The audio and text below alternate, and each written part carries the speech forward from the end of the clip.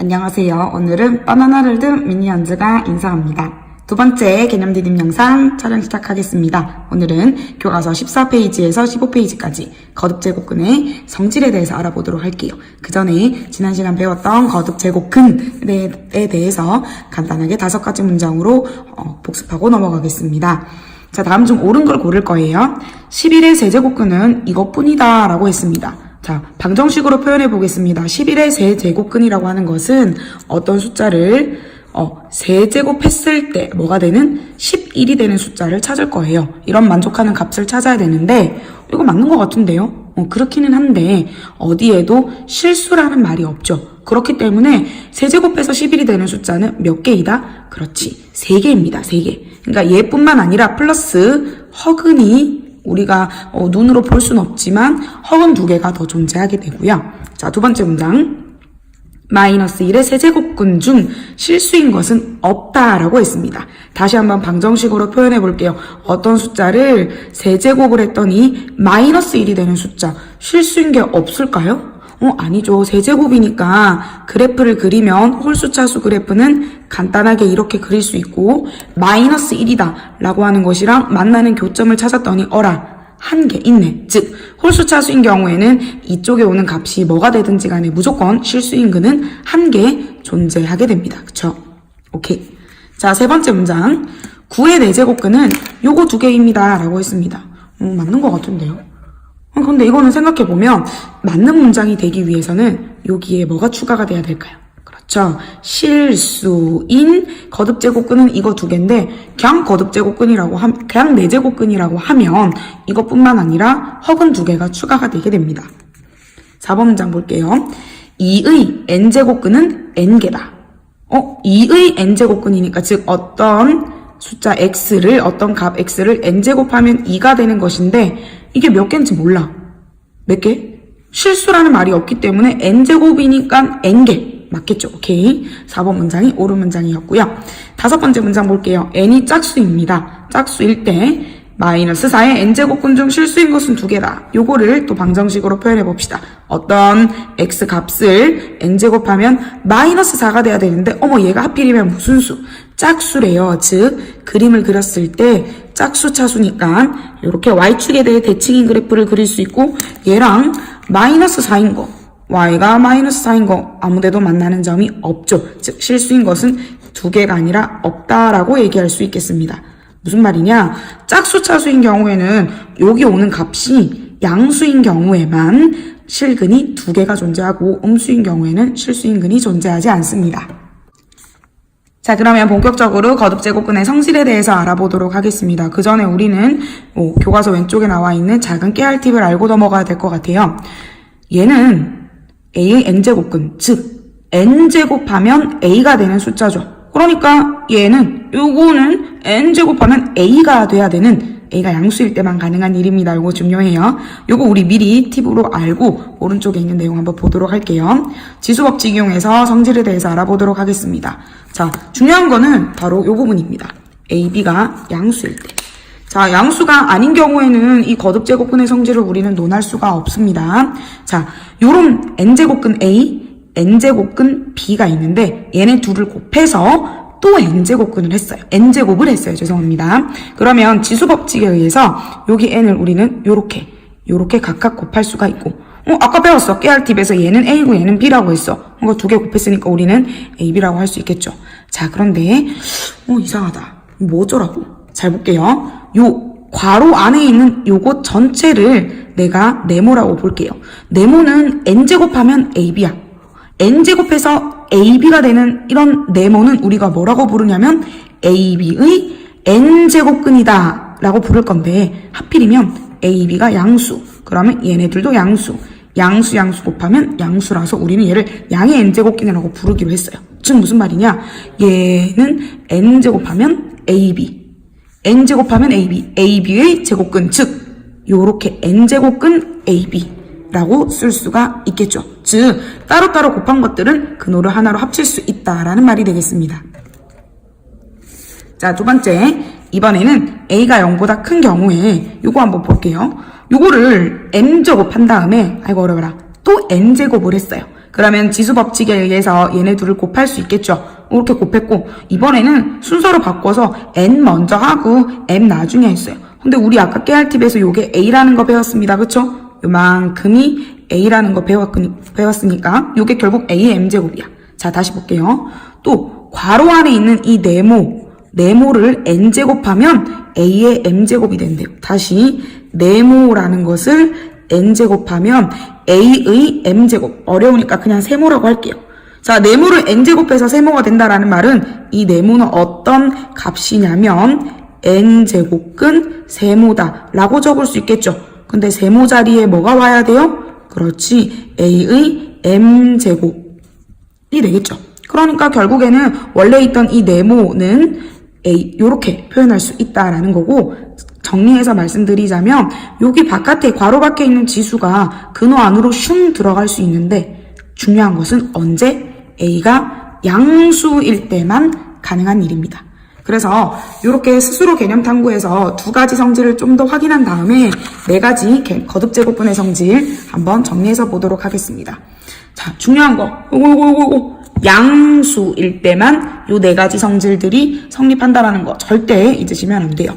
자, 이렇게 근호를 하나로 합칠 수도 있고 이렇게 부모 분자 이렇게 만들 수도 있고 그 다음에 괄호 밖에 있는 아이가 근호 안으로 들어올 수도 있고, 요거 조금 생소한데 근호가 이렇게 두 개 있는 경우들이 간혹 있습니다. 그런 경우에는 요 mn을 곱해서 하나의 근호로 만들 수 있다라는 네 가지 성질이 있습니다. 자, 그럼 15페이지 문제 4번 풀어보도록 할게요. 1번. 자, 4제곱근 27, 4제곱근 3을 곱하래요. 그러면 첫 번째 거듭제곱근 성질에 의해서 얘네들을 하나로 합칠 수가 있겠죠. 27과 3을 곱하도록 하겠습니다. 그러면 27 곱하기 3은 81. 근데 81이라는 숫자는 잘 봤더니 3을 4제곱한 것과 같아요. 아까 얘기했지. 얘는 결국에는 3이다. 얘네 둘이가 여기가 n일 때는 요 안쪽에 있는 값이 톡 하고 튀어나올 수 있습니다. 언제? 요 안쪽에 있는 숫자가 양수일 때만. 오케이. 두 번째. 자, 이렇게 분수로 떨어져 있을 때는 요 세제곱근 동일하기 때문에 하나로 합쳐버릴게요. 2분의 128. 그러면 얘가 뭐가 되냐면 약분해서 64. 그런데 64라는 숫자는 4의 세제곱이네. 마찬가지. 그럼 얘도 얼마가 된다? 4다라고 쓸 수가 있겠죠. 자, 3번 한번 가보도록 할게요.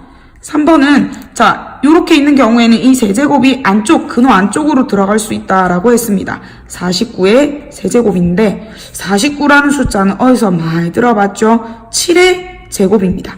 그거를 또 세제곱하면 어떤 일이 생기냐면 7의 6제곱이라고 우리는 지수 법칙에 의해서 이렇게 쓸 수가 있어요. 같은 형태가 계속 나오고 있습니다. 계속 이렇게 안쪽에 요 근호 밖에 있는 이 숫자와 여기 지수가 계속 동일한 상태에서는 우리는 근호가 없어진다라는 거를 규칙을 발견할 수 있겠죠. 오늘 교과서 아래쪽에 이 오류찾기를 한번 보도록 하겠습니다. 꼭 이런 애들이 있어. 진경이가 거듭제곱근 성질을 이용해서 값을 구했는데 잘못된 부분을 찾아 바르게 고치고 그 이유를 말해보자라고 했습니다. 왜 잘못되었으며 어디서부터 잘못된 건지, 그리고 바르게 고치면 어떻게 되는 건지 한번 생각해서 수업 시간에 확인해 보도록 하겠습니다. 열공하세요. 안녕. 자, 이렇게 네 가지 성질들이 있는데요. 여러분들 보통 우리가 이렇게 요것은 요것과 같다라고 해서 분명히 등호 기호인데도 불구하고 왼쪽 있는 것을 오른쪽으로 변형하는 것은 친구들이 굉장히 잘 하지만 반대로 오른쪽 우변에 있는 것이 좌변의 값과 동일한 값을 가진다라는 것을 잘 인식을 못할 때가 있습니다. 그것과 관련해서 문제 5번, 15페이지 문제 5번 같이 한번 풀어보도록 하겠습니다. 초점 잡고. 이렇게 두 가지가 있습니다. 그러면 이렇게 떨어진 것들은 거듭제곱근을 이렇게 하나로 합칠 수가 있고요. 자, 요거 한번 볼게요. 앞쪽에 곱해져 있는 이 상수 2는 앞에 이렇게 큰 숫자죠. 그러니까 여기 붙은 작은 제곱근과는 다른 숫자라는 거 인식하시고 제가 곱하기로 살짝 표시해 볼게요.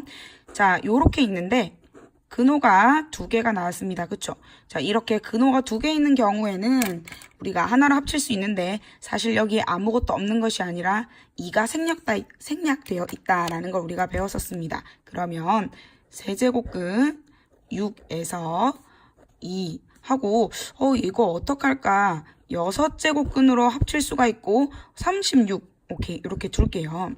자, 그런데 실은 우리가 뒤쪽에서 유리수 지수를 배우게 되면 얘를 굉장히 간단하게 계산할 수 있는데 아직 그걸 모른다는 가정하에 거듭제곱근의 성질만을 이용해서 이 문제를 푼다면 이렇게도 우리가 생각을 할 수 있어요. 근호 2개 있는 걸 하나로 합칠 수도 있지만 하나로 합쳐진 근호를 이 2개로 분리시킬 수도 있겠죠.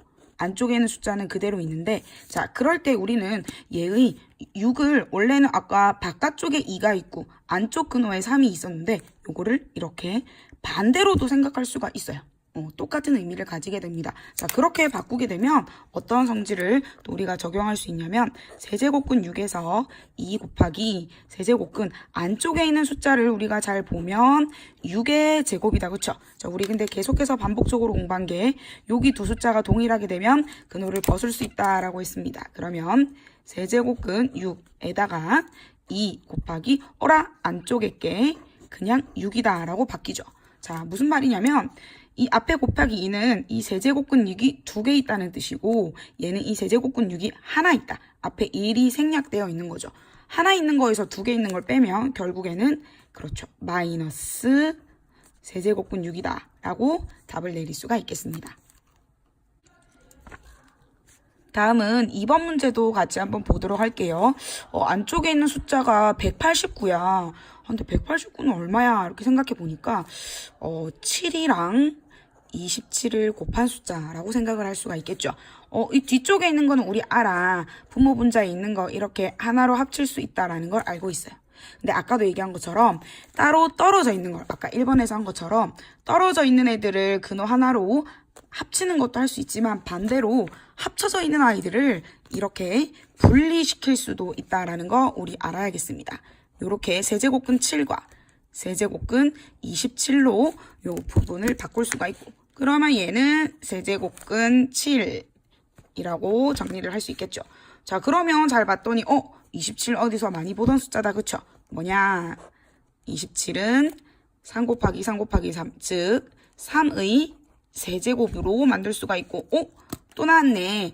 얘랑 숫자가 동일하면 우리는 근호를 뽑고 얘를 간단하게 3이다 라고 얘기할 수 있죠. 그래서 얘를 3 곱하기 세제곱근 7 마이너스 세제곱근 7 즉 세제곱근 7이 3개 있고 얘는 1개 있는 거니까 정리하면 세제곱근 7이 2개 있는 거 요렇게 적을 수가 있겠죠. 간혹 가다가 친구들이 적을 때 이 숫자는 크게 적고 이 숫자는 작게 적어야 되는데 이게 비슷하게 적히면서 23으로 헷갈리는 경우도 있으니까 그런 실수는 하지 않도록 하겠습니다. 여기까지 추가 영상 마치겠습니다. 빠이.